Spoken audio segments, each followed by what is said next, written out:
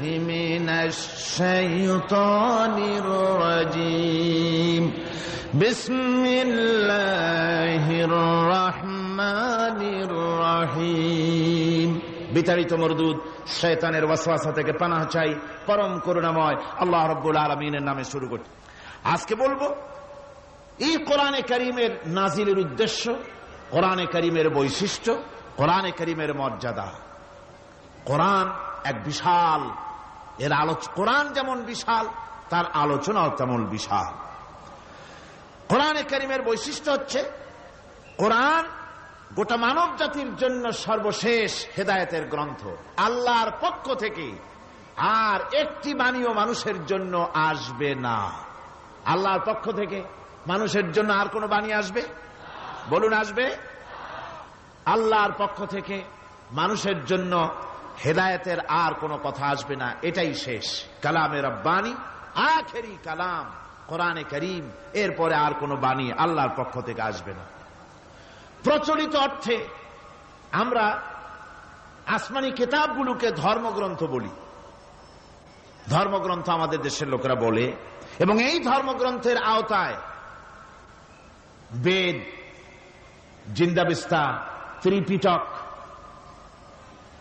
Bible ইত্যাদি গুলিকে ধর্মগ্রন্থ বলা হয়। ধর্মগ্রন্থ প্রচলিত অর্থে ধর্মগ্রন্থ বলতে যা বুঝায়, কোরআনে কারীম তেমন কোন প্রচলিত অর্থে ধর্মগ্রন্থ নয়। অন্যান্য ধর্মগ্রন্থগুলি কিছু সদাচরণের কথা বলেছে, কিছু সদাচরণের কথা বলেছেন অহিংসা পরম ধর্ম, বলা হয়েছে জীব হত্যা মহাপাপ, শত্রুকে ক্ষমা করে দিও, এই জাতীয় কিছু কথাবার্তা, কিছু মিষ্টি মিষ্টি কথাবার্তা ইত্যাদি বলা হয়েছে। এবং পৃথিবী জুড়ে স্থান কাল পাত্র ভেদে তার কোন স্থায়ী আবেদন টিকে থাকে নাই। কোরআন হচ্ছে সেই কিতাব, কোরআন হচ্ছে সেই গ্রন্থ যা প্রচলিত অর্থে ধর্মগ্রন্থ নয়, বরং কোরআন হচ্ছে একটি পূর্ণাঙ্গ জীবন বিধান, যাকে আরবিতে বলা হয় মুকাম্মাল নিজামে হায়াত, যাকে বলা হয় কমপ্লিট কোড অফ লাইফ, যাকে বলা হয় পূর্ণাঙ্গ একটি জীবন বিধান।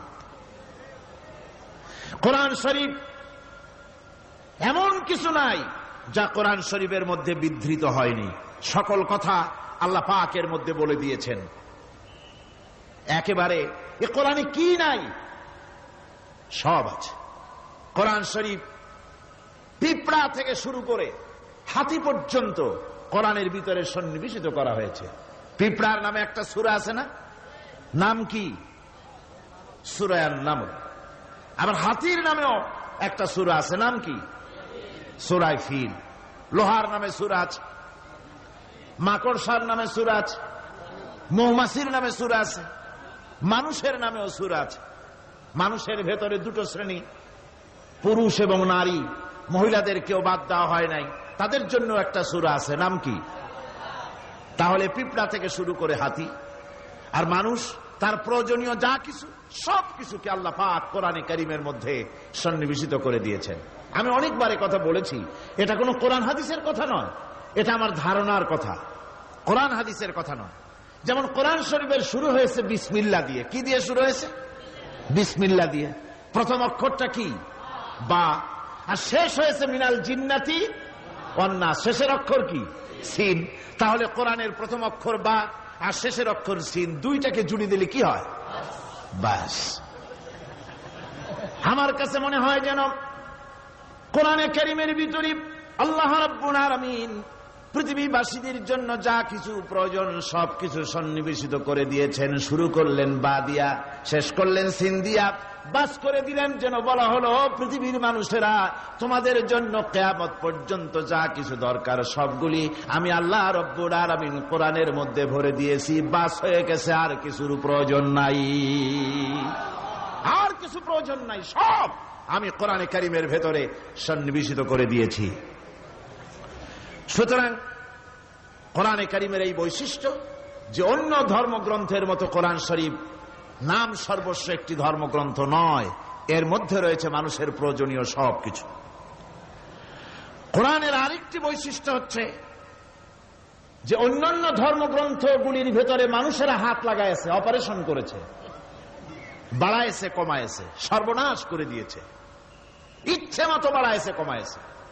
কমাতে কমাতে কম্বলের লোম বাঁচতে যেমন কিছু থাকে না, নিজেরা নিজেদের কথা ভিতরে ঢুকাতে ঢুকাতে আজকের বাইবেল আল্লাহর কথা শূন্য হয়ে গিয়েছে। বর্তমান পৃথিবীতে লুক, জন, মার্ক, মথি, scripture, new testament, old testament, খ্রিস্টানদের ধর্মগ্রন্থ বলতে যা বুঝায়, এই পুরা ধর্মগ্রন্থ তাদের এই কিতাবগুলির ভিতরে আল্লাহ রাব্বুল আলামিনের একটি কথা নাই, সব তারা শেষ করে ফেলেছে। কোরআন এক্ষেত্রে ব্যতিক্রম। এ কোরআন একমাত্র কিতাব যা আজ পর্যন্ত অকৃত্রিম এবং অবিকৃত অবস্থায় বিশ্ব মানব সভ্যতার সামনে বিজয় গৌরব নিয়ে দেদীপ্যমান হয়ে আছে দ্বীপ্রহরের সূর্যের মতো, যার ভিতরে কোনো ভুল নাই, যার ভেতরে কোনো ত্রুটি নাই। কোরআনে কারীম তার আরেকটি বৈশিষ্ট্য হচ্ছে কোরআন একমাত্র গ্রন্থ যার ভাষা এবং সাহিত্য 1400 বছর ধরে এর ভিতরে কোনো কৃত্রিমতা ঘটেনি। আরবি ভাষা এবং সাহিত্যের সর্বোৎকৃষ্ট নমুনা হিসাবে কোরআন শরীফ টিকে আছে। পৃথিবীর কত ভাষা শেষ হয়ে গিয়েছে, কত ভাষা জন্মগ্রহণ করেছে আর মরে গেছে তার ঠিক নাই। ভাষার উন্নতি যত হচ্ছে, কোরআনে কারীম সমস্ত ভাষা এবং সাহিত্যের মানকে উতরে গিয়ে এমন এক জায়গায় কোরআনের ভাষা সাহিত্য পৌঁছে গেছে যাকে স্পর্শ করা পৃথিবীর কোন ভাষার পক্ষে সম্ভব নয়। কোরআন এক জীবিত ভাষা, জীবন্ত ভাষা। কোরআন আরবি ভাষা, পৃথিবীর অন্তত 38টি দেশের রাষ্ট্রভাষা, স্টেট ল্যাঙ্গুয়েজ আরবি ভাষা। এই আরবি ভাষা আল্লাহ পাক এই কোরআন নাজিল করেছেন, এর মজা ফুরায় না, এর সাহিত্যের মান ফুরায় না। এটা হচ্ছে কোরআনে কারীমের আরেকটি বৈশিষ্ট্য। কোরআনে কারীমের অন্যান্য বৈশিষ্ট্যের ভেতরে আরেকটি বৈশিষ্ট্য হচ্ছে যে এ কোরআনে কারীম একমাত্র কিতাব যেই কিতাবের ভেতরে রয়েছে কোরআনের অনুসারী তাদের নাম এবং কোরআনের অনুসারী তাদের ধর্মের নাম গ্রন্থের ভেতরে আছে, যা অন্য কোন কিতাবের মধ্যে নাই। সেটা হচ্ছে আমরা যে মুসলমান তা কোথায় পেলাম? আমরা যে মুসলমান এই পরিচিতি কোথায় পেলাম? হুয়া সাম্মাকুমুল মুসলিমিন, এই মুসলমান নাম আল্লাহ কোরআন শরীফে ব্যবহার করেছেন। তিনি আমাদের নাম দিয়েছেন, আমরা মুসলমান। আমরা কি মুসলমান? আমাদের নাম এই কিতাবের মধ্যে রয়েছে। আমাদের জীবন ব্যবস্থার নাম, ধর্মের নামও ইন্নাদ-দীনা ইনদাল্লাহিল ইসলাম। ইসলামের নাম, মুসলমানের নাম কোরআনে কারীমের মধ্যে রয়েছে, যা অন্য কোন ধর্মগ্রন্থের মধ্যে নাই। হিন্দু, খ্রিস্টান, বৌদ্ধ এ সমস্ত নাম তাদের নিজেদের বানানো নাম, তাদের ধর্মগ্রন্থের ভিতরে সব নামের কোনো পাত্তা নাই। কোরআনে কারীমের আরেকটি বৈশিষ্ট্য হচ্ছে কোরআন বিশ্বের সর্বাধিক পঠিত গ্রন্থ।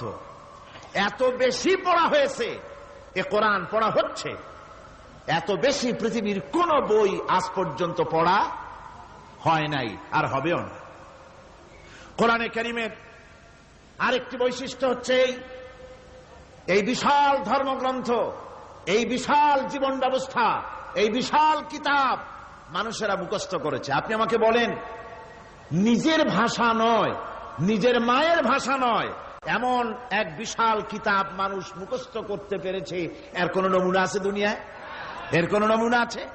মাতৃভাষা নয়, অথচ পৃথিবীর ইংরেজ হোক, উর্দুভাষী হোক, ল্যাটিন হোক, তেলুগু হোক, দাস হোক, ফ্রান্স হোক, যে কোনো ভাষা, বাংলা ভাষা হোক, সমস্ত ভাষার লোকেরা কোরআনে কারীমকে মুখস্থ করতেছে। সুবহানাল্লাহি ওয়া বিহামদিহি। আমাদের দেশেও লক্ষ লক্ষ হাফেজে কোরআন বর্তমান রয়েছে।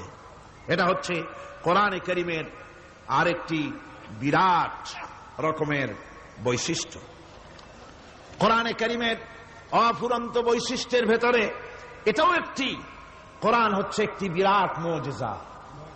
এ কোরআন একটি মুজিজা। কোরআন একটি কি? মুজিজা। দুনিয়ায় যত নবী আল্লাহ পাঠিয়েছেন, সমস্ত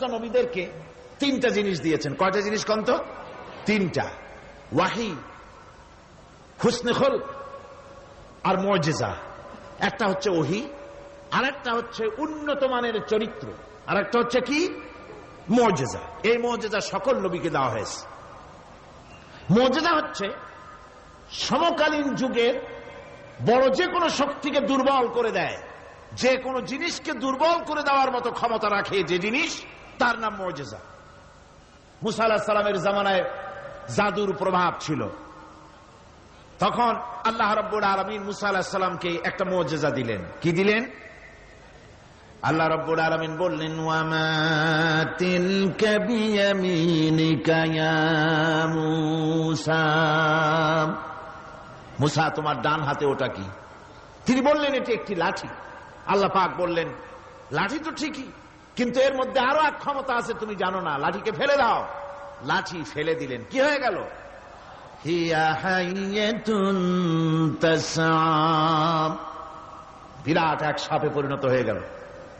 এই সাপ নিয়ে, এই লাঠি নিয়ে তিনি জাদুকরদের মোকাবেলা করলেন। জাদুকরেরা বলল, আপনি আগে দেখাবেন জাদু না আমরা দেখাবো আগে? মুসা আলাইহিস সালাম বললেন, তোমরা আগে দেখাও। তারা জাদু মন্ত্র পুত করে আশেপাশের সব জিনিসগুলিকে বাঘ, সিংহ ইত্যাদি বানিয়ে ফেললো। এগুলি ঝাঁপিয়ে পড়লো মুসা আলাইহিস সালামের উপরে। ক্ষণিক সময়ের জন্য মুসা আলাইহিস সালাম ঘাবড়ে গেলেন। আল্লাহ রাব্বুল আলামিন হযরতে মুসাকে ডেকে বললেন, মুসা রে, ভয় পাওয়ার কোনো কারণ নাই। প্রতিষ্ঠিত একটি সরকারের বিরুদ্ধে তোমাকে নামায় দিয়া ময়দানে তোমাকে আমি একা ছেড়ে দেই নাই। আমি আল্লাহ রাব্বুল আলামিন তোমার সাথে আছি। হাতের লাঠি ছেড়ে দাও। মুসা আলাইহিস সালাম লাঠি ছেড়ে দিলেন। লাঠি সাপ হয়ে গেল, হা করলো। জাদুকরদের তৈরি করা সমস্ত বাঘ, সিংহ, সাপ মুসা আলাইহিস সালামের লাঠি মার্কা সাপের পেটের মধ্যে গিয়া ঢুকলো।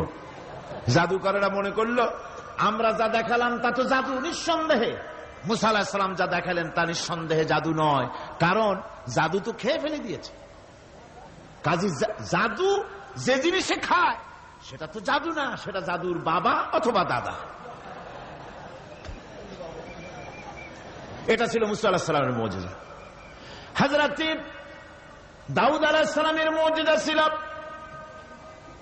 আল্লাহ রাব্বুল আলামিন তাকে মুজিজা দিয়েছিলেন, গলার সুন্দর আওয়াজ দিয়েছিলেন। তিনি যখন জাব্বুর শরীফ তেলাওয়াত করতেন, উড়ন্ত পাখিরা ওড়া বন্ধ করে চতুর্দিকে বসে আল্লাহর কালাম শুনত।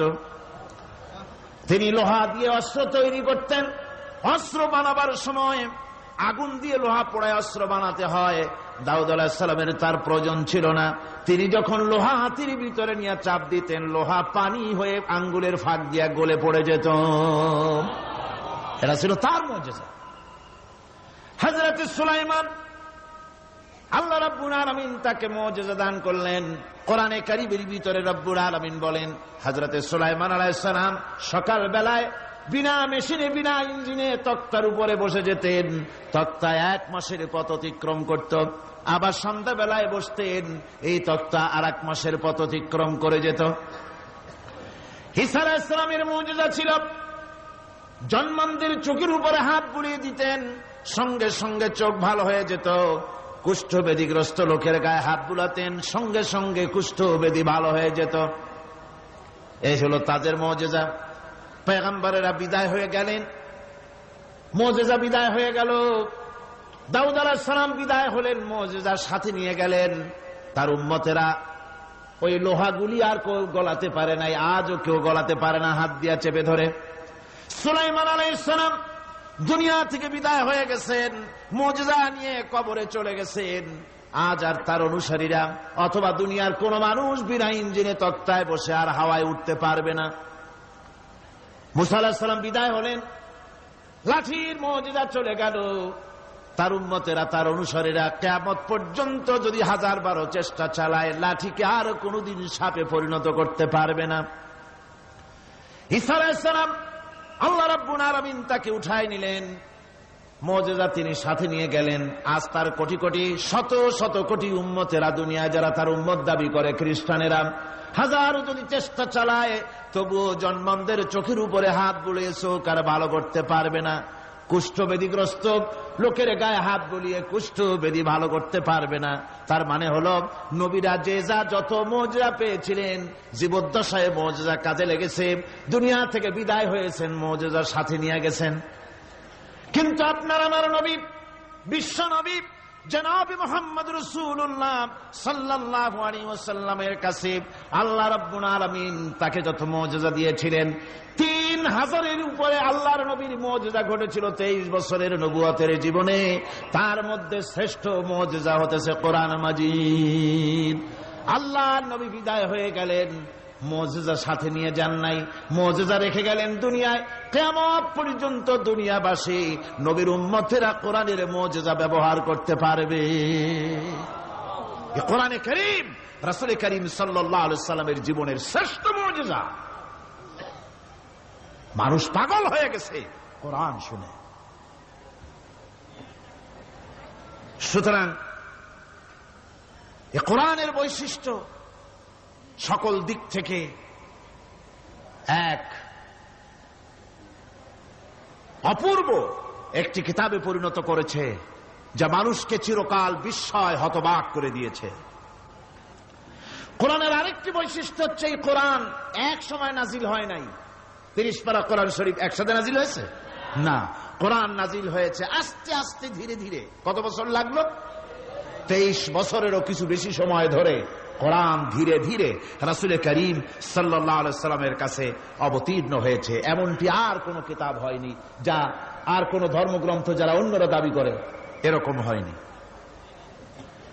কোরআনে কারীমের আরেকটি বৈশিষ্ট্য হচ্ছে, যখন কাগজ ছিল না, ছাপাখানা ছিল না, এমনকি টেপ রেকর্ডার ছিল না, তখনকার নাজিলকৃত কিতাব যেভাবে নাজিল হয়েছিল সেইভাবে আজ পর্যন্ত অবিকল টিকে আছে, টিকে থাকবে ইলা ইয়াউমিল কিয়ামah। কিয়ামত পর্যন্ত কোরআনে কারীমের এই অকৃত্রিম অবিকৃত অবস্থায় কোরআনে কারীমের এই শান, এই বরকত টিকে থাকবে। এই জন্য কোরআন শরীফ হচ্ছে এই পৃথিবীর মহাবিশ্বের মহাবিস্ময়। কোরআন হচ্ছে পৃথিবীর মহাবিশ্বের মহাবিস্ময়। এর মর্যাদা সম্পর্কে রাসূল করিম সাল্লাল্লাহু আলাইহি ওয়াসাল্লাম বলেছেন, ওয়ান উসমান রাদিয়াল্লাহু তাআলা আনহু আন্নাহু ক্বাল ক্বাল রাসূলুল্লাহ সাল্লাল্লাহু আলাইহি ওয়াসাল্লাম খায়রুকুম মান তাআল্লামাল কুরআন ওয়া আল্লামাহু, রাওয়াহুল বুখারী। আল্লাহর নবী বলেন, তোমাদের মধ্যে সর্বোত্তম ব্যক্তি সেই, তোমাদের ভিতরে ভালো ব্যক্তি, উত্তম ব্যক্তি সেই যে ব্যক্তি নিজে কোরআন শেখে আর অন্যকে শেখায়। কোরআন যে শেখে আর অন্যকে যে শিখায়, সেই ব্যক্তি হলো তোমাদের মধ্যে সর্বোত্তম ব্যক্তি, ভালো ব্যক্তি। সুবহানাল্লাহ পড়েন। কোরআনে কারীমের এই মর্যাদা সম্পর্কে রাসূল করিম সাল্লাল্লাহু আলাইহি ওয়াসাল্লাম বলেছেন, দুই ব্যক্তিকে, দুই শ্রেণীর লোককে ঈর্ষা করা যায়। অমুকে বিরাট বাড়ি করেছে, সে বাড়ি দেখে হিংসা হয়, আমি ওরকম বাড়ি করব, অমুকের মতো নেতা হব, অমুকের মতো বড় লোক হতে হবে।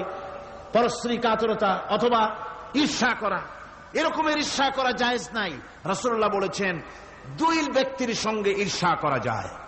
আন ইবনে উমর রাদিয়াল্লাহু তাআলা আনহু আন্নাহু ক্বাল ক্বাল রাসূলুল্লাহ সাল্লাল্লাহু আলাইহি ওয়াসাল্লাম লা হাসাদা ইল্লা আলাল ইসনাইন, দুই ব্যক্তি ছাড়া অন্য কারো সাথে হিংসা করা যায় না, রিস্ক করা যায় না। কোন কোন ব্যক্তি? রাজুলুন আতাহুল্লাহুল কুরআন ফাহুয়া ইয়াকুমু বিহি আনা আল-লাইলি ওয়া আনা আন-নাহার, ওই ব্যক্তির সঙ্গে ঈর্ষা করা যায়, হিংসা করা যায় যে ব্যক্তিকে আল্লাহ পাক কোরআনের ইলম দান করেছেন, সে ব্যক্তি দিন রাত কোরআন তেলাওয়াত করে, কোরআনের উপরে আমল করে, কোরআনের উপরে থাকে, মানুষকে কোরআনের দাওয়াত দেয়। ওই লোকের সাথে ঈর্ষা করা দরকার যে তার মতো হতে চায়। ওয়ারাজুলুন আতাহুল্লাহু মালান ফাহুয়া ইউনফিকু মিনহু আনা আল-লাইলি ওয়া আনা আন-নাহার, মুত্তাফাকুন আলাইহি, বুখারী মুসলিমের হাদিস। রাসূলুল্লাহ বলছেন, অন্য আরেক ব্যক্তি হচ্ছে যে ব্যক্তিকে আল্লাহ পাক মাল দিয়েছেন, সম্পদ দিয়েছেন, ওই ব্যক্তি তার মাল আর সম্পদকে দিন রাত দুহাতে আল্লাহর রাস্তায় খরচ করে। তার মতো হওয়ার জন্য তার সাথে ঈর্ষা করা যেতে পারে। আমার বন্ধুগণ, এই কোরআন হচ্ছে এমন এক কিতাব যে কোরআনকে নিয়ে যারা অগ্রসর হয় আল্লাহ তাদেরকে বাড়ায় দেন, আর কোরআনের সাথে যারা হিংসা করে বিদ্বেষ করে আল্লাহ তাদেরকে অধঃপাতিত করে দেন। عن عمر بن الخطاب رضي الله تعالى عنه أنه قال قال رسول الله صلى الله عليه وسلم إن الله يرفع بهذا الكتاب أقواما ويضع به آخرين رواه مسلم। হযরত ওমর রাদিয়াল্লাহু তাআলা আনহু বলছেন যে আল্লাহ পাক এই কোরআনের সাহায্যে এক শ্রেণীর লোককে প্রতিষ্ঠিত করবেন দুনিয়ার বুকে, এবং আখিরাতেও আরেক শ্রেণীর লোককে করবেন অধঃপাতিত। যারা কোরআনের সাথে বিরোধিতা করবে, তারা যদি হিরো হয় আল্লাহ তাদেরকে জিরো বানাবেন। কি বানাবেন? জোরে কন কি বানাবেন? জিরো বানিয়ে দিবেন। আর কোরআনকে নিয়ে যারা আগ বাড়ে তারা যদি জিরো হয় আল্লাহ পাক তাদেরকে কি বানায় দেন? কোরআনের সাথে বিরোধিতা আজকের নতুন কিছু নয়, আবহমান কাল থেকে কোরআনের সাথে চলছে বিরোধিতা। বিশ্বকবি, কবি সম্রাট আল্লামা ইকবাল, আল্লাহ তাকে জান্নাতুল ফেরদাউস নসিব করুন, সবাই বলুন আমিন। আল্লামা ইকবাল বলেছেন, সতীজা কর রহা হ্যায় আসল সে টাইম রোজ, সতীজা কর রহা হ্যায় আসল সে টাইম রোজ, চরাগে মুস্তফা বি সে শরারে বুলহবিস। মুহাম্মদ সাল্লাল্লাহু আলাইহি ওয়াসাল্লামের দীপ শিখার সাথে, আল্লাহর দ্বীনের সাথে আবু জাহাল, আবু লাহাবের অগ্নিস্ফুলিঙ্গের সংঘর্ষ আবহমান কাল থেকে লেগে এসেছে। কিন্তু ওদের এই অগ্নিস্ফুলিঙ্গের টক্কর লেগে মুহাম্মদ সাল্লাল্লাহু আলাইহি ওয়াসাল্লামের টিম টিম করে জ্বলে ওঠা এই প্রদীপটি প্রচন্ড ঝড়ো হাওয়ার মুখে, টর্নেডো আর গর্কির মুখে নিভে যায়নি, জ্বলছে, জ্বলবে কিয়ামত পর্যন্ত।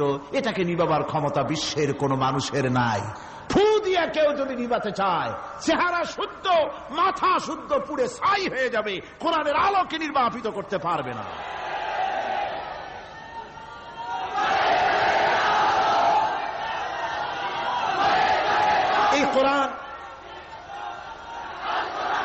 এই কোরআন যার সিনার ভিতরে থাকে, যার সিনার মধ্যে থাকে সে হয় সমৃদ্ধ, আর যার সিনার মধ্যে থাকে না সে হয়।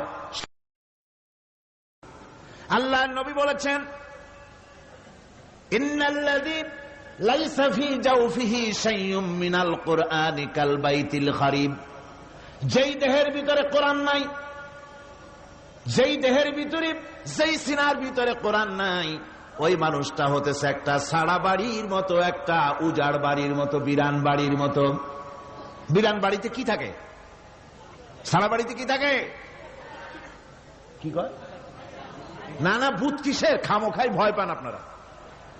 ভূত বলে কিছু নাই। হ্যাঁ, শয়তান থাকে, জিন থাকে, তারপরে ওর মধ্যে আর কি থাকে?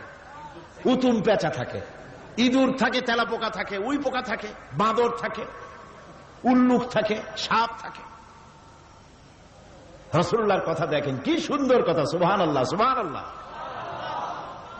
যে দেহের ভিতরে কোরআন নাই, সারা বাড়িতে যা থাকে, পুরো বাড়িতে যা থাকে, বিরান বাড়িতে যা থাকে, যে দেহে কোরআন নাই সেই দেহের মধ্যে তাই থাকে। আজ দেখুন বাংলাদেশের শিক্ষাঙ্গনে, কলেজ, ইউনিভার্সিটিগুলিতে কোরআন পড়ানো হয় না। বলেন ঠিক কিনা? আমাদের বিশ্ববিদ্যালয়গুলিতে কোরআন পড়ানো হয়, তাফসীর পড়ানো হয়, হাদিস পড়ানো হয়, হয় না। হাদিস, কোরআন, আল্লাহর কালাম পড়ানো হয় না বলে অবস্থা কি হয়েছে? হাদিস থেকে মিলায় নেন, ইন্নাল্লাযী লাইসা ফী জাওফিহি শাইউম মিনাল কুরআনি কাল বাইতিল খারিব। কোরআন নাই তো সারা বাড়ি। কোরআন নাই তো কি আছে? যে ঘরের মধ্যে মানুষ নাই, উল্লুক থাকে, ভাল্লুক থাকে, শয়তান থাকে, তেলাপোকা থাকে, সারপোকা থাকে, হিংস্র প্রাণী ভরপুর থাকে। যে শিক্ষা প্রতিষ্ঠানে কোরআন পড়ানো হয় না, সেখানেও সন্ত্রাসীরা বাস করতে পারে, ভালো মানুষ টিকতে পারে না।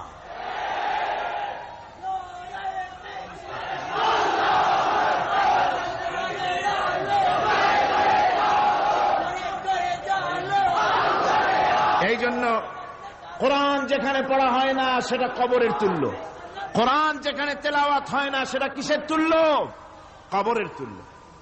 আল্লাহর নবী বলেছেন, আন আবি হুরায়রা রাদিয়াল্লাহু তাআলা আনহু আন্নাহু ক্বাল قال رسول الله صلى الله عليه وسلم لا تجعلوا بيوتكم مقابر رواه মুসলিম। আল্লাহর নবী বলেন, তোমাদের ঘরগুলিকে তোমরা কবর বানায়ো না। অর্থাৎ যে ঘরের মধ্যে কোরআনে কারীম তেলাওয়াত হয় না সেটা কবরের সমতুল্য। কবরের সমতুল্য। আগে আমাদের ঘর সমূহে যখন ছোট ছিলাম তখন দেখতাম ঘরে ঘরে কোরআন তেলাওয়াত হতো, ঠিক না? প্রত্যেকটা ঘরের জানালা দিয়া সকালবেলায় আওয়াজ আসতো, আউযু বিল্লাহি মিনাশ শাইতানির রাজীম, বিসমিল্লাহির রহমানির রহিম, তেলাওয়াতের আওয়াজ ভেসে আসতো। আজ আর এই অবস্থা নাই। আজ ভদ্রলোকের বাড়ির সামনে দিয়ে হেঁটে যাবেন, সকালবেলা কিসের তেলাওয়াত? জনমের ঘুম ঘুমায়, পাইকারি দরে ঘুমায়, ফজরের নামাজ নাই। শহরের অবস্থা, অধিকাংশ বাড়িতে ফজরের নামাজ হয় না। ডিসেন্টিনার মাধ্যমে, আগে তো শুধু বাংলাদেশের ছবি, ডিসেন্টিনার মাধ্যমে সারা পৃথিবীর শয়তানি আর বদমাশি ঘরে বসে গেলা যায়। উপকারিতা এবং অপকারিতা দুটোই আছে। নিউজ দেখা যায়, সাথে সাথে আবার নিউজের সাথে আরো বাজে কিছু দেখা যায়। এগুলো দেখতে দেখতে রাত শেষ হয়ে আসে, ঘুমায় জনমের মতো, এক ঘুমে বেলা 9টা আর 10টা। কিসের ফজরের নামাজ আর কি এর কোরআন শরীফ তেলাওয়াত কর। এরপরে উঠলো 9টা 10টার সময়, উঠে তারপরে গানের মাস্টার এসে গেছে। তখন ইতিমধ্যেই গানের মাস্টার এসে গেছেন। কি দুর্ভাগ্যজনক সত্য কথা, ইংরেজি যে টিচার পড়ান, অঙ্ক যে টিচার করান, সপ্তাহে 3 ঘন্টা পড়াবেন, বেতন 2500 টাকা। আর প্রতিদিন সকালবেলা এসে যদি কোনো মুসলমান কোন একজন মৌলভী সাহেব, হাফেজ সাহেবকে রাখেন কোরআন তেলাওয়াত করাবার জন্য, কোরআন পড়াবার জন্য সন্তানকে, প্রতিদিন আসতে হবে, প্রতিদিন 2 ঘন্টা পড়াতে হবে, আর মাসের শেষে বেতন 500 টাকা। কোরআনে কারীমের সাথে এই আচরণ বেশি হয়েছে। আমি বেশি বলে ফেলেছি। যাদের অভিজ্ঞতা আছে তারা বলছেন 200 টাকা। এরপরে অঙ্ক ইংরেজি তো কাজে লাগে, ভালো কথা। তারপরে গানের মাস্টার আসছেন, তিনি শেখাবেন কি? রবীন্দ্রসঙ্গীতের প্যানপ্যানানি, যা শুনলে পরে কানে ময়লা জমে যেতে পারে, যে গান শুনলে জীবিত মানুষ মৃত্যু হয়ে যায়। নজরুলের কথা শেখানো হবে না, তাহলে সেটা হবে সাম্প্রদায়িকতা। গানের মাস্টারকে, নাচের মাস্টারকে 5,000 টাকা, 10,000 টাকা পর্যন্ত বেতন দেওয়া হয়। এ জাতির জন্য আল্লাহর রহমত কেমনে আসবে? কি কারণে আসবে? কোরআনের সাথে এই বেয়াদবি আমরা করেছি। ঘরগুলিকে, আজকে আমাদের ঘরগুলিকে আমরা কবরস্থানে পরিণত করে দিয়েছি। কোরআন তেলাওয়াত হচ্ছে না। আমার বন্ধুগণ, কোরআন তেলাওয়াত করুন, বেশি বেশি তেলাওয়াত করুন, ঘরকে জীবিত করুন, সন্তানকে তেলাওয়াত করান, আপনি নিজেও তেলাওয়াত করেন। কোরআনে কারীম যারা তেলাওয়াত করবেন তাদের সম্পর্কে আল্লাহর নবী বলেন, মান ক্বারাআল কুরআনা ফাস্তাযহারাহু ফাহাল্লা হালালাহু ওয়া হাররামা হারামাহু আদখালাহুল্লাহুল জান্নাহ। আল্লাহর নবী বলেন, যে ব্যক্তি কোরআন শরীফ তেলাওয়াত করবে এবং কোরআনের হালাল অনুযায়ী হালালকে মেনে চলবে, হারাম অনুযায়ী হারাম থেকে ফিরে থাকবে, এরকম কোরআনের উপরে যে তেলাওয়াত করবে আর আমল করবে, আল্লাহ রাব্বুল আলামিন কিয়ামতের দিন তাকে জান্নাতের ভিতরে প্রবেশ করাবেন। শুধু বেহেশতে যাবে না, ওয়াসাফাহু ফি আশরাতিন মিন আহলি বাইতিহি কুল্লুহুম কাদ ওয়াজাবাত লাহুন নার। নবীজি বলেন, এই কোরআনে কারীমের বরকতে কিয়ামতের দিন ওই ব্যক্তি তার রক্ত সম্পর্কিত 10 জন আত্মীয়ের ব্যাপারে সুপারিশ করার জন্য তৌফিক পাবে আল্লাহর দরবারে। এমন 10 ব্যক্তি, যেই 10 ব্যক্তির জন্য হিসাবের পরে জাহান্নাম ওয়াজিব হয়ে গিয়েছিল, এমন 10 ব্যক্তি সম্পর্কে কোরআনের তেলাওয়াতকারী আর আমলকারী আল্লাহর দরবারে সুপারিশ করার জন্য পারমিশন পাবেন। এমন নিয়ামত, সেই নিয়ামত থেকে আমরা বঞ্চিত হয়ে যাচ্ছি। আমি বলি না যে আপনারা কলেজ ইউনিভার্সিটিতে ছেলেদের পড়তে দিবেন না, আমি তা বলি না। তারা কলেজ ইউনিভার্সিটিতে বিলক্ষণ পড়াশোনা করুক, কিন্তু তাদেরকে কোরআন শরীফ শিখান। লক্ষ লক্ষ টাকা খরচ করলেন ছেলের পেছনে, কিন্তু কোরআন শিখালেন না। আপনি মরে গেলে আপনার জানাজাটা পড়বে, এ তৌফিকও সে পেল না। জানাজার ইমামতি তো দূরের কথা, জানাজার নিয়ত জানে না, পাক পবিত্রতা জানে না। বাপ মরে গেছে, সে তখন ছিল মার্কেটে, শুনলো বাপ মরছে, তাড়াতাড়ি জানাজায় শরীক হতে হবে। প্যান্টও পাক নাই, যেহেতু পেশাবের যখন বেগ এসেছিল দেওয়ালের পাশে দাঁড়াইয়া কাম সারছে, দোয়া মোছার কাম নাই, মাথায় টুপি নাই, নাক মোছা রুমাল ছিল পকেটে, রুমালটা মাথায় দিয়া দাঁড়ায় গেল। আল্লাহু আকবার। বাপের কপালে যা আছে তাই হোক। তারপরে বাপ মরে গেছে, কান্না শুরু করেছে। যেদিন মরছে সেদিন কানতেছে, পরের দিনও একটু মুখ মলিন কান্দে। নাম বল্টু মিয়া। তার আবার এক বন্ধু আছে, তার নাম শান্টু মিয়া। শান্টু মিয়া বলছে, মিয়া বল্টু কান্দো কেন? কয় বাপ মরে গেছে। কয় এগুলো বাঁচে নাকি? এগুলো মরিই যায়, আমার একটা ছিল ওটাও মরছে। চিরকাল কারো বাপ থাকে না, সুতরাং এত মন খারাপ কেন? আসো, ইন্ডিয়া থেকে ভালো একটা বই আসছে, সেইটা দেখে এত আনন্দ পাবে। বাপ তো বাপ, 14 গোষ্ঠী মরলেও মনের দুঃখ মুছে যাবে। এরপরে বাড়ি এনে তাকে সিনেমার ছবি দেখানো হলো। ছবি সে দেখলো, ফেরার সময় বাপের কবরের কাছ থেকে যাওয়ার সময় দাঁড়িয়ে গেল ক্ষণিকের জন্য। আহারে বাপ, বিদায় হয়ে গেলা, কি দেব তোমারে?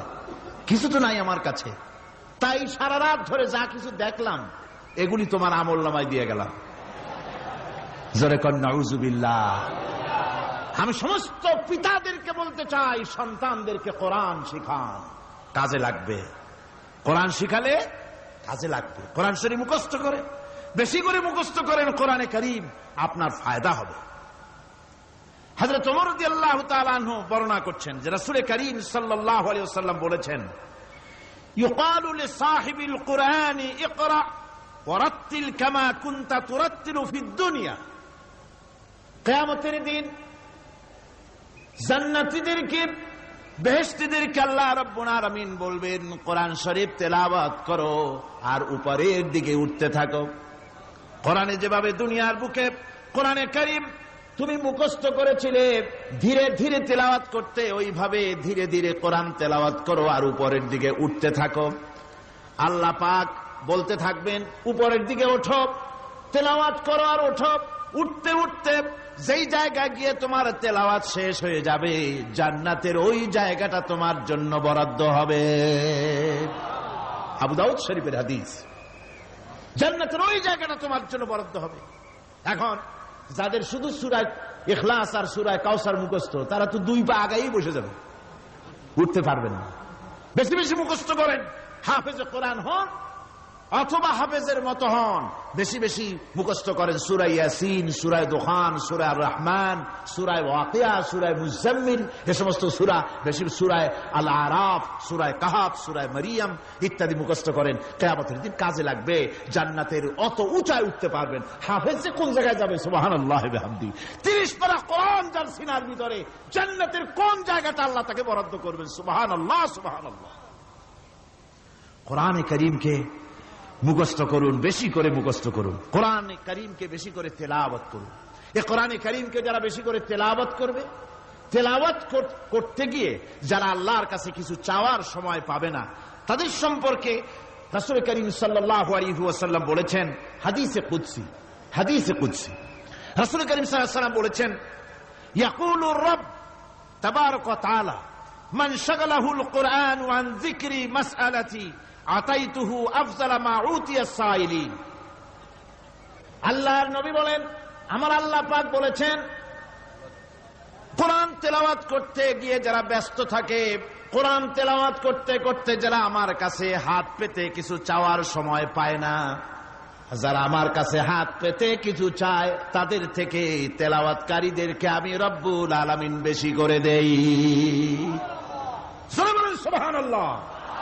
কোরআন তেলাওয়াত করতে করতে যারা আল্লাহর কাছে হাত পেতে চাওয়ার সময় পায় না, আল্লাহ পাক বলেন যারা চায় তাদের থেকে তেলাওয়াতকারীকে আমি বেশি দেই। আমার বন্ধুগণ, শুধু তাই নয়, এই কোরআনে কারীম যারা তেলাওয়াত করবে, আমল করবে, কিয়ামতের দিন তার মা বাপের মাথার উপরে আল্লাহ রাব্বুল আলামিন, আবু দাউদ শরীফের হাদিসে এসেছে, তার মা বাপের মাথার উপরে নূরের টুপি পরিধান করানো হবে। এমন নূরের টুপি, এমন নূরের তাজ পরানো হবে, চন্দ্র সূর্যের আলোকে ম্লান করে দেবে। হাসরবাসীরা প্রশ্ন করবেন, এ লোকটি কে? কোন ফেরেশতা নাকি? বলে না। কোন নবী নাকি? বলে না। তবে কি ইনি কে? জবাব হবে, ইনি হচ্ছেন সেই ব্যক্তি যিনি তার সন্তানদেরকে কোরআন শিখিয়েছিলেন। কোরআন শিখানোর কারণে আল্লাহ রাব্বুল আলামিন আজ তার মা বাপের মাথার উপরে নূরের টুপি পরিধান করে হাসরের ভিতরে মর্যাদা দিলেন। কিয়ামতের দিন দুনিয়া মর্যাদা পাওয়া যাবে, আখিরাতেও মর্যাদা পাওয়া যাবে যদি কোরআনে কারীমকে তেলাওয়াত করা যায়, আমল করা যায়, বোঝা যায়, তাহলে এই সমস্ত নিয়ামত আল্লাহ পাক দান করবেন। সুতরাং এই এত বড় নিয়ামত থেকে আমরা যেন কেউ বঞ্চিত হয়ে না যায়। কোরআন হচ্ছে এমন এক কিতাব যার তাফসীর লেখা হয় নাই। পৃথিবীতে এমন কোন ভাষা নাই, পৃথিবীর উল্লেখযোগ্য সবগুলি ভাষায় কোরআনে কারীমের তাফসীর লেখা হয়েছে, কিন্তু কোন মুফাসসির আজ পর্যন্ত কথা বলেন নাই যে আমি যে তাফসীর লিখছি এর চাইতে ভালো তাফসীর আর কেউ লিখতে পারেও না, আর পারবেও নাই। এটা শেষ, আর তাফসীর লেখা লাগবে না। এ কথা কেউ বলতে পেরেছে? জোরে বলেন, পেরেছে? পারে নাই। তার কারণ কি? আল্লাহ রাব্বুল আলামিন বলেন, قُلْ لَوْ كَانَ الْبَحْرُ مِدَادًا لِكَلِمَاتِ رَبِّي لَنَفِدَ الْبَحْرُ قَبْلَ أَن تَنفَدَ كَلِمَاتُ رَبِّي وَلَوْ جِئْنَا بِمِثْلِهِ مَدَدًا। আল্লাহ পাক বলেন, নবী আপনি বলুন, আমার রবের কথাগুলি লেখার জন্য যদি সমুদ্রের পানিগুলি, সমুদ্রের সমস্ত পানিগুলি যদি কালিতে পরিণত হয়ে যায়, আর আমার রবের কথাগুলি যদি লেখা শুরু হয়ে যায়, আমার রবের কথাগুলি লেখার পূর্বে সমস্ত সমুদ্রের পানিগুলি শেষ হয়ে যাবে। তারপরে যদি আবার সমুদ্র ভরে দেওয়া হয়, আরো যদি লেখা হয়, তবুও আমার রবের কথা লেখা শেষ হবে না। আল্লাহ রাব্বুল আলামিন বলেন, وَلَوْ أَنَّ مَا فِي الْأَرْضِ مِنْ شَجَرَةٍ أَقْلَامٌ وَالْبَحْرُ يَمُدُّهُ مِنْ بَعْدِهِ سَبْعَةُ أَبْحُرٍ مَا نَفِدَتْ كَلِمَةُ اللَّهِ। আল্লাহ রাব্বুল আলামিন বলেন, মা নাফিদাত কালিমাতুল্লাহ। আল্লাহ পাক বলেন, 7টা সমুদ্রের পানি যদি একত্রিত করা হয়, 7টা সমুদ্রের পানি যদি এক জায়গায় করা হয়, এই পানিগুলি যদি কালিতে পরিণত হয়ে যায়, আর পৃথিবীর সমস্ত গাছগুলি যদি কলমে পরিণত হয়ে যায়, ওই গাছগুলি দিয়ে যদি ওই পানি রূপ কালি দিয়ে আমার প্রভুর কথা, আল্লাহ রাব্বুল আলামিনের কোরআনের কথা যদি লেখা শুরু হয়ে যায়, লিখতে লিখতে সমস্ত পানিগুলি, গাছগুলি শেষ হয়ে যাবে, আল্লাহ পাকের কালামের ব্যাখ্যা লেখা শেষ হবে না। মা নাফিদাত কালিমাতুল্লাহ, আল্লাহর কথা লেখা শেষ হবে না। এত বড় বিরাট আজিম কিতাব আল্লাহ পাক আমাদেরকে দান করেছেন। সুবহানাল্লাহ পড়েন। এই কিতাবের এত বড় গুরুভার আল্লাহ রাব্বুল আলামিন বলেছেন, লাউ আনজালনা হাযাল কুরআন আলা জাবালিন লারাআইতাহু খাশিআম মুতাসাদ্দিআম মিন খাশিয়াতিল্লাহ। আমি যদি এই কোরআনকে পর্বতের উপরে নাজিল করতাম, তাহলে তুমি দেখতে পেতে আমার ভয় ভীত সন্ত্রস্ত হয়ে পাহাড়গুলো চূর্ণ বিচূর্ণ হয়ে যেত। এত বড় আসিম কিতাব আমি তোমাদেরকে দান করেছি, যার গুরুভার বহন করতে কেউ রাজি হয়নি। পাহাড় পর্বত কেউ রাজি হয়নি, মানুষ রাজি হয়েছে। এই মানুষের উপরে আমি এটা অবতীর্ণ করেছি। গোটা বিশ্ববাসীর সামনে এই কিতাব আমি দিয়েছি তোমাদেরকে, এর দ্বারা হেদায়েত তোমরা গ্রহণ করবে। কিয়ামতের দিন আল্লাহর এই বিরাট নিয়ামত আমাদেরকে দান করলেন, আমরা এই নিয়ামতের নাশকর করেছি। অর্থাৎ এই কোরআনকে আমরা ব্যবহার করেছি, সঠিকভাবে করি নাই, বেঠিকভাবে করেছি। প্রথম দিন, দ্বিতীয় দিন আমি বলেছি কোরআন শরীফকে শুধু তাবিজ তুমারের জন্য, শুধু সওয়াবের জন্য তেলাওয়াত করেছি। আসলে শুধু সওয়াবের জন্য তো আসেনি কোরআন। কোরআন বুঝতে হবে, আমল করতে হবে, তবে না শান্তি পাবো। আপনি যদি, কোরআন হচ্ছে মানুষের জীবন সমস্যার সমাধানের গ্রন্থ। ওষুধ খেলে রোগ ভালো হয়। ওষুধ খেলে কি হয়? কেউ যদি সকাল বেলায় তসবিহ হাতে নিয়ে 500 বার পরে ওষুধ ওষুধ ওষুধ, 500 বার পড়লো রোগ কি ভালো হবে? বরং রোগ আরো বাড়তে পারে চিল্লাইতে চিল্লাইতে। শীতের জন্য লেপ গায়ে যায় না দিয়া কেউ যদি চিল্লাইতে থাকে, জিকির করে লেপ্ত শোক লেপ্ত শোক লেপ্ত শোক, শীত কি বন্ধ হবে নাকি? পানির পিপাসায় ছটফট করে মানুষ যদি চিল্লায় পানি পানি পানি পানি পানি, পানির পিপাসা আরো বাড়বে। তাহলে কি বোঝা গেল? পিপাসা লাগলে পানি পান করতে হবে, শীত লাগলে কম্বলটা গায়ে দিতে হবে, রোগ হলে ওষুধটা খেতে হবে, তাহলে সব সমস্যার সমাধান হবে। অনুরূপ ভাবে আমরা শুধু কোরআনে কারীমকে তেলাওয়াত করি সবের নিয়তে, তার হুকুমগুলি জীবনের উপরে আমল করি না বলে আজকের জীবন আমাদের বিপর্যস্ত হয়েছে। ব্যক্তিতে, পরিবারে, রাষ্ট্রে শান্তি নাই, কোথাও শান্তি নাই এই কারণে। আর কিয়ামতের দিন রাসূল আসামি করবেন তাদেরকে যারা কোরআন অমান্য করেছে। রাসূল হবেন বাদী। বাদী হবেন কে? যারা বলেন কে বাদী হবেন? রাসূল। আসামি হবে কারা? যারা কোরআন ছেড়ে দিয়েছে। আল্লাহ রাব্বুল আলামিন বলেন وقال الرسول يا رب إن قوم اتخذوا هذا القرآن مهجورا। কিয়ামতের দিন রাসূল আল্লাহর দরবারে ফরিয়াদ করবেন, আয় আমার রব, আয় আমার আল্লাহ তাআলা, এই সমস্ত লোকগুলি তোমার কালামকে, তোমার কোরআনকে অপ্রয়োজনীয় জিনিস বলে তারা পরিত্যাগ করেছিল। কোরআনকে অপ্রয়োজনীয় মনে করেছে, কোরআনের সাথে ঠাট্টা করেছে, বিদ্রুপ করেছে। কোরআন শিক্ষা ভিক্ষার ঝুলি, শেখার বুলি মনে করেছে। কোরআনের কোনো মূল্য দেয় নাই, কোরআনের কোনো দাম দেয়নি, কোরআনের সাথে ঠাট্টা করেছে, কোরআনের আইনের সাথে ঠাট্টা করেছে, বিদ্রুপ করেছে। আমার বন্ধুগণ, কিয়ামতের দিন যখন এরা উপস্থিত হবে আল্লাহর দরবারে, আল্লাহ রাব্বুল আলামিন কোরআনের সাথে যারা ঠাট্টা করেছে, বিদ্রুপ করেছে, কোরআনের আইনকে নিয়ে যারা ঠাট্টা বিদ্রুপ মজাক উড়াইছে, কিয়ামতের দিন তাদেরকে বলা হবে ওয়াকিলাল ইয়াওমা নানসাকুম কামা নাসিতুম লিকা ইয়াউমিকুম হাযা। কিয়ামতের দিন আল্লাহ রাব্বুল আলামিন কোরআনের ঠাট্টাকারী, কোরআনের বিদ্রুপকারী, কোরআনের আইনের অমান্যকারীদেরকে বলবেন আমি আজকে তোমাদের ভুলে গেলাম, যেমন করে তোমরা এই দিনে আমার সঙ্গে সাক্ষাৎকারের কথা ভুলে গিয়েছিলে। তোমরা যেমন আমার আজকের এই কিয়ামতের দিনের কথা যারা ভুলে গিয়েছিলে, আজকে আমিও তোমাদেরকে ভুলে গেলাম। এরপরে কি হবে? ওয়ামাওয়াকুমুন নার ওয়ামা লাকুম মিন নাসিরিন। আল্লাহ পাক বলেন এরপরে এদের জায়গা হবে জাহান্নাম, আর এদের সাহায্যকারীও কেউ থাকবে না, জাহান্নামে চিরকাল থাকতে হবে। এটা এই জন্য যে তারা আল্লাহর কোরআনের সঙ্গে ঠাট্টা করেছে, বিদ্রুপ করেছে, কোরআনের আইন মানে নাই, কোরআনের আইনকে অমান্য করে চলেছে। এই জন্য কিয়ামতের দিন আল্লাহ রাব্বুল আলামিন তাদেরকে শাস্তি প্রদান করবেন। কোরআন পৃথিবীর বুকে আল্লাহ নাজিল করেছেন, শুধু তেলাওয়াত করবেন ঝুলে ঝুলে, এজন্য নয়। কি জন্য নাজিল হলো? এবার উদ্দেশ্য শুনুন। আল্লাহ পাক বলেন আর রহমান আল্লামাল কোরআন। আল্লাহ রাব্বুল আলামিন তিনি হলেন এমন দয়াবান, এমন রহমান, যিনি কোরআন শিখালেন। কি কারণে শিখালেন? কোরআন নাজিলের উদ্দেশ্য কি? আল্লাহ পাক বলেন ইন্না আনজালনা ইলাইকাল কিতাবা বিল হাক্কি লিতাহকুমা বাইনান নাসি বিমা আরাকাল্লাহ।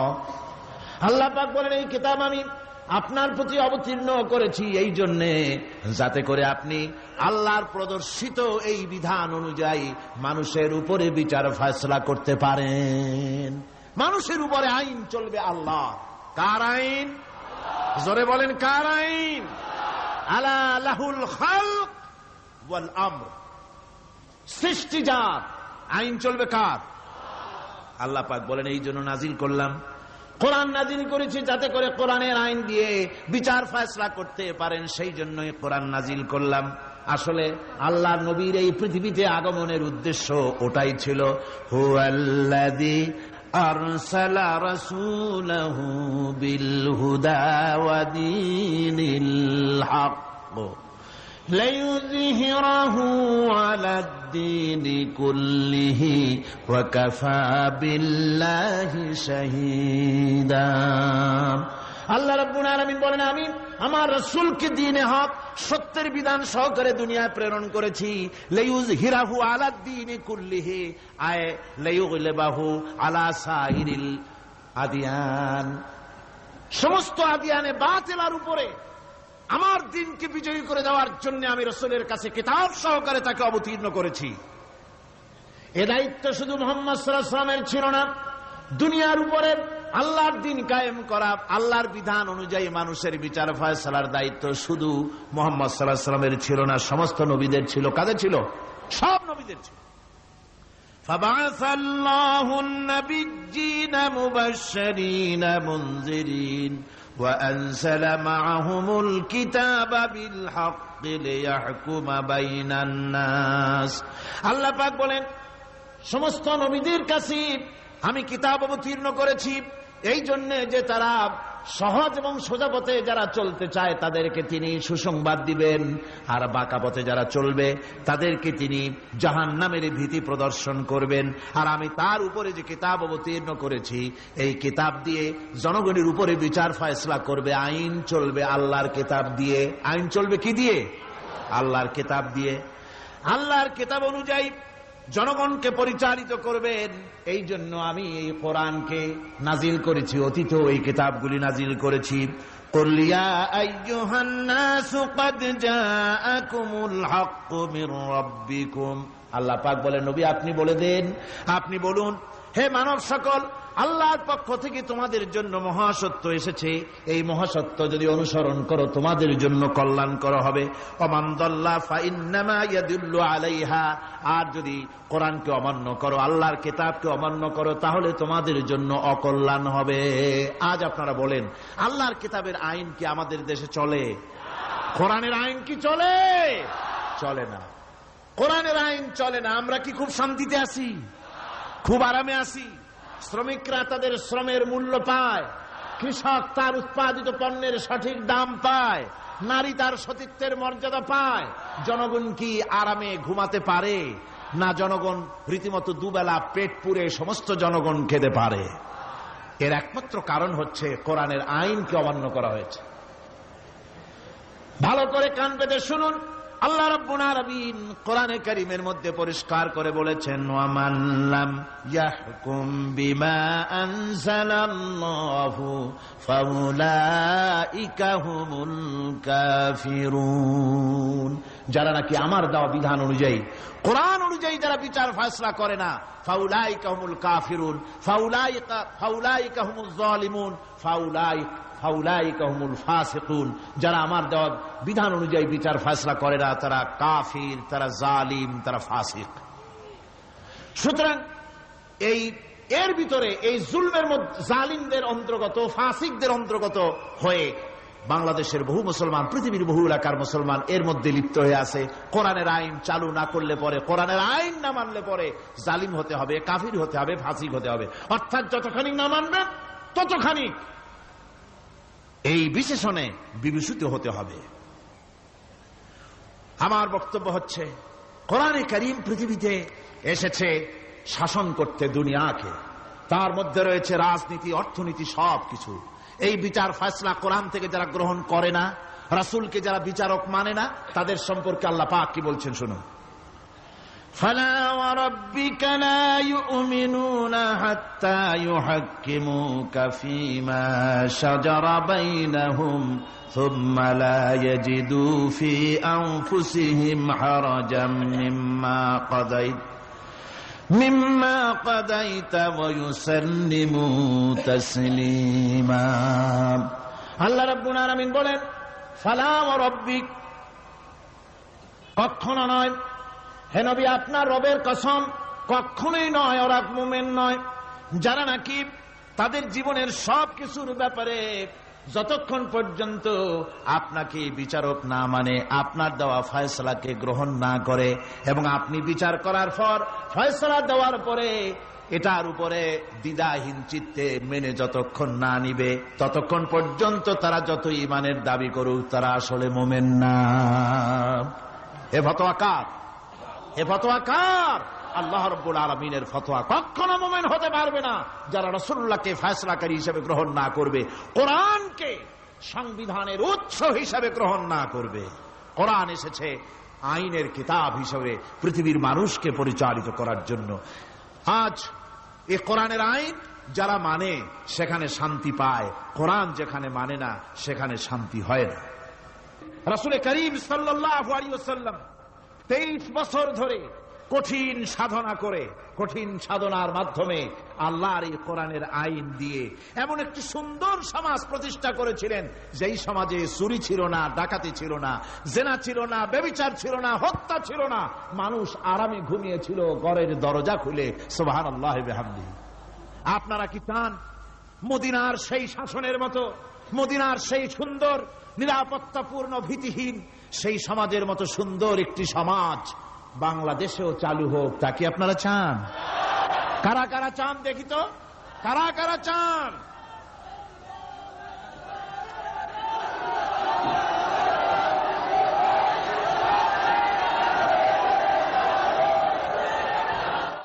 আমিন। ربنا ظلمنا أنفسنا وإن لم تغفر لنا وترحمنا لنكونن من الخاسرين। রব্বুল আলামিন দীর্ঘ রজনী পর্যন্ত তোমার বান্দারা লক্ষ লক্ষ মানুষ কোরআনে কারিমের কথা শুনেছে, তোমার হাবিবের কথা শুনেছে। আয় আল্লাহ তাআলা, তুমি দয়া করে মেহেরবানি করে তেলাওয়াত এবং দরুদ ও সালামের সওয়াব রাসূল করিম সাল্লাল্লাহু আলাইহি ওয়াসাল্লামের রূহ মুবারকে পৌঁছিয়ে দাও। রব্বুল আলামিন, আমরা যারা হাত তুলেছি এর মধ্য থেকে মা বাপ যাদের দুনিয়া থেকে জন্মের মতো বিদায় হয়ে গেল, আল্লাহ তুমি দয়া করে মেহেরবানি করে আমাদের মা বাপের কবরগুলিকে জান্নাতের টুকরা বানাইয়া দিও। রব্বিরহামহুমা কামা রব্বায়ানি সগীরা, রব্বিরহামহুমা কামা রব্বায়ানি সগীরা।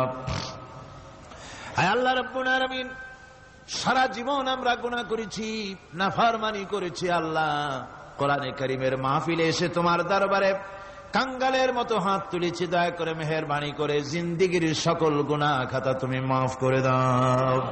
রব্বুল আলামিন, আমাদের ভিতরে বহু মানুষ রোগী আছে, অসুস্থ আছে, প্রতিদিন অনেক চিঠি আসে, দোয়া আছে।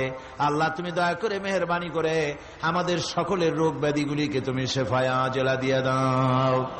রব্বুল আলামিন, মা বোনেরা কষ্ট করে প্রতিদিন আসেন, আল্লাহ তুমি তাদের ব্যাধি মাফ করে দিও, ইমানের সাথে পর্দার সাথে চলাফেরার তৌফিক দিও, স্বামী এবং সন্তান সহ ইমানে শান্তিতে বসবাস করার তৌফিক দিও।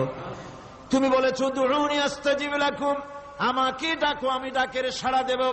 রব্বুল আলামিন, তোমার কথার উপরে সম্পূর্ণ ঈমান আমাদের আছে। আয় আল্লাহ, সেই ঈমান নিয়ে, সেই মনোবল নিয়ে তোমার রহমতের দরবারে আমরা হাত পেশ করেছি। আল্লাহ তুমি আমাদের হাত ফিরাইয়া দিও না। এ মাহফিলের বরকতে সমস্ত মানুষের ভিতরে মোহাব্বত পয়দা করে দাও আল্লাহ, হিংসা বিদ্বেষ দূর করে দাও। আয় আল্লাহ, এই কোরআন দিয়ে বাংলাদেশ শাসিত হচ্ছে, এই দৃশ্যটা আমাদেরকে একবারের জন্য যদি হয় আল্লাহ চোখে দেখায় দিও। আল্লাহ, এই দৃশ্যটা একবার আমাদের চোখে দেখার তৌফিক দান করে দিও আল্লাহ। রব্বুল আলামিন, আজকের মুনাজাতকে কবুল করে নাও। উলামা হাজারাত যারা এসেছেন, আল্লাহ তুমি দয়া করে সমস্ত উলামা হাজারাতদেরকে ঐক্যবদ্ধ হওয়ার তৌফিক দাও, দ্বীনের পরিপূর্ণ খেদমতের তৌফিক দাও। সাংবাদিক ভাইয়েরা প্রতিদিন কষ্ট করতেছেন, সুন্দর করে লিখে লিখে রিপোর্ট করছেন। আল্লাহ, সাংবাদিক ভাইদেরকেও দ্বীনের খেদমত, কোরআনের খেদমত করার যোগ্যতা বাড়িয়ে দাও। চিকিৎসাবিদ, প্রকৌশলী, কৃষিবিদ, তারপরে দেশের প্রশাসনিক দায়িত্বশীল যারা আছেন, বিভিন্ন সেক্টরে যারা কাজ করছেন, জজ, barrister, magistrate, DC, SP, police, BDR, army, যিনি যেখানে আছেন সকলকে আল্লাহ তোমার দরবারে তোমার গোলাম হিসাবে কবুল করে নাও। আল্লাহ, সকলকে ইসলামের দায়িত্ব ঈমানের সাথে পালন করার তৌফিক দাও। ربنا تقبل منا إنك أنت السميع العليم وتب علينا إنك أنت التواب الرحيم سبحان ربك رب العزة عما يصفون وسلام على المرسلين الحمد لله رب العالمين واجعل آخر كلمة عند الموت لا إله إلا الله محمد رسول الله السلام عليكم ورحمة الله